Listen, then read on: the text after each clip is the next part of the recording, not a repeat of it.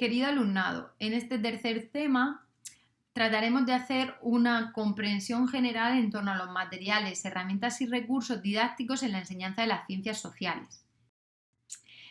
Las sesiones se van a dividir en tres. En la primera veremos una pequeña introducción para comprender qué son los recursos y materiales en ciencias sociales, los materiales impresos y los datos y recursos estadísticos. En la segunda sesión trataremos algunos recursos didácticos cartográficos, así como el trabajo con fuentes y la historia sobre un mural.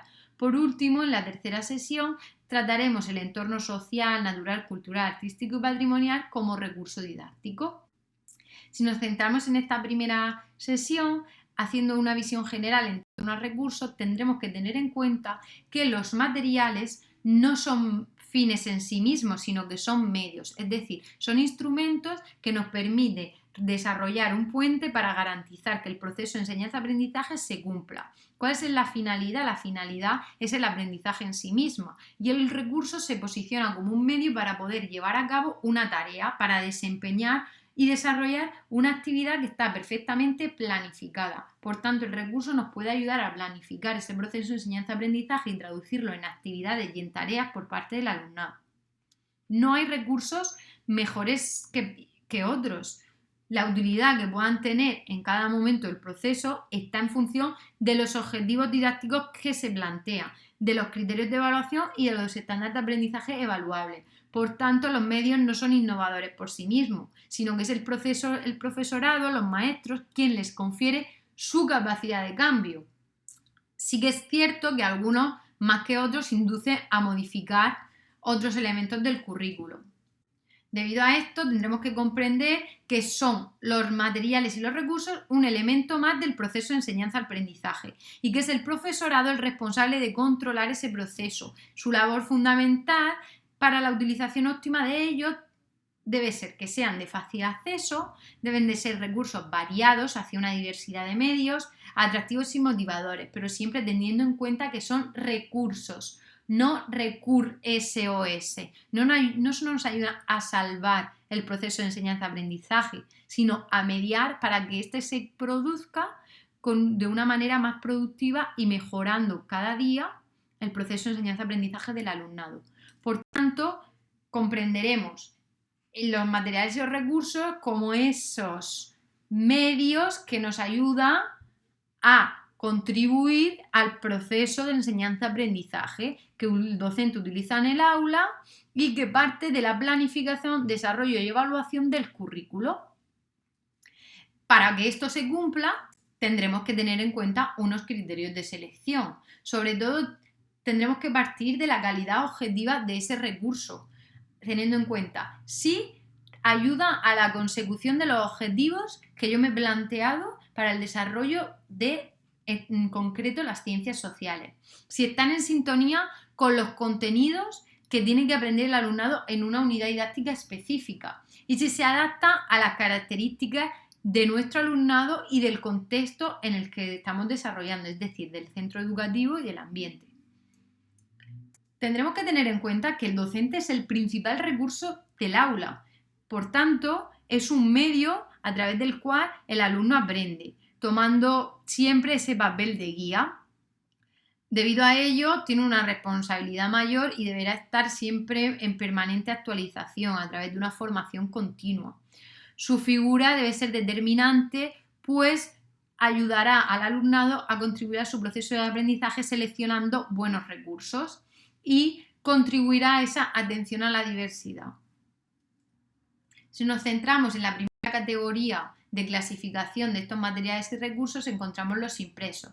Dentro de esto podremos pasar, los materiales curriculares impresos están presentes casi en todas las etapas educativas, partiendo de la educación infantil, donde se da una especial prevalencia al uso de las fichas de trabajo, hasta llegar a la educación primaria con el uso del libro de texto. No obstante, si esta visión tradicional se transforma en un modelo más alternativo, desarrollaremos un proceso de investigación en el aula donde el alumnado utilizará también los recursos impresos como fuentes de información y, a través del proceso de enseñanza-aprendizaje, desarrollarán y pondrá de manera explícita el aprendizaje desarrollado en un informe final. Si queremos utilizar el libro de texto como un recurso que nos permita adquirir una fuente de información que contribuya al proceso de enseñanza-aprendizaje, tendremos que seleccionar este recurso con unos criterios específicos. Tendremos que tener en cuenta los principios y finalidades de los proyectos del centro y del contexto en sí mismo. Analizar esa selección que hace de los contenidos, así como la metodología didáctica que se revierte en el uso de ese libro, es decir, qué tipos de actividades desarrolla, qué estrategias y técnicas propicia el libro de texto. Quizás es un libro de texto que a través de la organización de las actividades y la organización que tiene ese manual permite unas técnicas u otras. Entonces tendremos que determinar qué técnicas se establece y además también ver si hay un equilibrio entre el texto, que sería esa fuente de información que lleva al alumno a adquirir el contenido, y las actividades, que son el medio a través del cual el alumno aprende ese contenido. Asimismo, podríamos encontrar algunas ventajas en el uso del libro de texto como recurso. La ventaja principal es que facilita la labor del profesor al utilizarlo como una guía del proceso de enseñanza-aprendizaje. También media entre el estudiante y la materia y ayuda a afrontar ese proceso de enseñanza-aprendizaje en un contexto de continuas reformas educativas. No obstante, si hacemos una balanza, quizá podremos encontrar más inconvenientes. Al ser el recurso más utilizado, pues lo convierte a menudo en una guía rígida y monolítica que apenas favorece la enseñanza de valores, actitudes ni de actividades de aplicación. Es decir, predomina lo teórico, lo conceptual y lo memorístico, y no se deriva a actividades con estrategias más de indagación que permita al alumno construir su propio conocimiento. El libro digital puede caer en la misma inercia, aunque cambie el formato, el tipo de contenidos y las actividades puede seguir siendo similar. La comprensión de los contenidos y su aplicación práctica, incluso de la vida cotidiana, es casi inexistente. Al producirse un relato lineal y político, dificulta indagar en esos problemas socialmente relevantes a través de métodos como puede ser el aprendizaje basado en proyectos, el aprendizaje basado en problemas, en estudios de casos o el aprendizaje servicio. También la cronología de datos, los prohombres alejan a docentes y alumnos de métodos geográficos e históricos. No sitúa al alumno como un investigador y al docente como un guía, sino que quien rige ese proceso de enseñanza-aprendizaje es estrictamente el libro de texto. No obstante, podremos utilizar materiales impresos como fuentes, libros extraídos de la biblioteca, libros culturales o manuales o guías didácticas que nos ofrezcan los museos, la cartografía. En concreto, la literatura infantil y juvenil, que está presente desde la niñez, nos permite transformar ese contenido a través de la narración y estructurar esa representación del tiempo, el espacio y el almacenamiento de la información. Investigaciones recientes de Estados Unidos concluyen que el alumno mejora el conocimiento de los contenidos utilizando relatos biográficos o novelas históricas, es decir, que los estudiantes aprecian una funcionalidad en la historia que estudian al ser relacionada con su vida, además de mostrar un mayor interés por la asignatura y por el pasado. Para desarrollar este uso de esta narración podemos utilizar actividades como pueden ser los tutorandos, donde los alumnos de primero le leen a estudiantes de etapas inferiores cuentos o relatos históricos, y también a través de la biblioteca, del uso de la biblioteca del centro. También se pueden utilizar la creación de los propios relatos, cuentacuentos, teatro, camisibay. Si tenemos en cuenta el uso de la cartografía, encontramos dentro de los materiales impresos mapas, planos y atlas.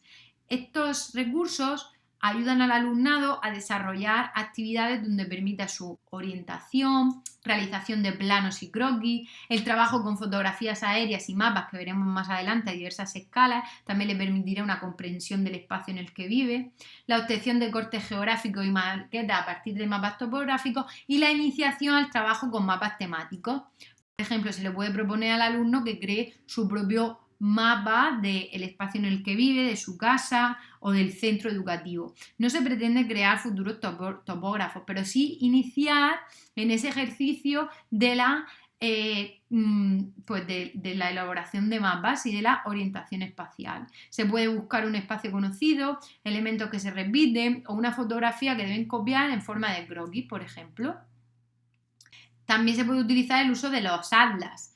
Pueden introducirse en las edades tempranas de la etapa de primaria para desarrollar esa capacidad de abstracción y sobre todo cumplir con esa función documentadora, es decir, al final el atlas nos proporciona una fuente de información que el alumno luego a través de ahí pueda construir el proceso de enseñanza-aprendizaje.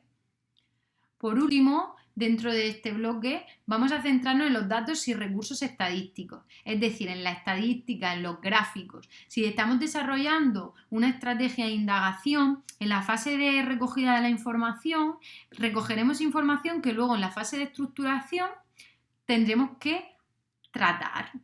Estos estadísticos no solo pueden servirnos para ofrecer información si ya se los damos datos, sino que ellos pueden construir sus propios datos para poder cuantificar, por ejemplo, temperaturas, habitantes, nacimientos, depende del contenido que se esté estudiando.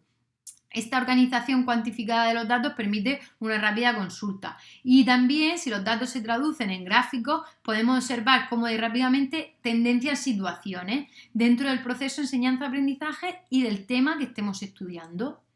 Algunas de las gráficas. Esto es todo, muchas gracias por su atención y nos vemos en el próximo vídeo.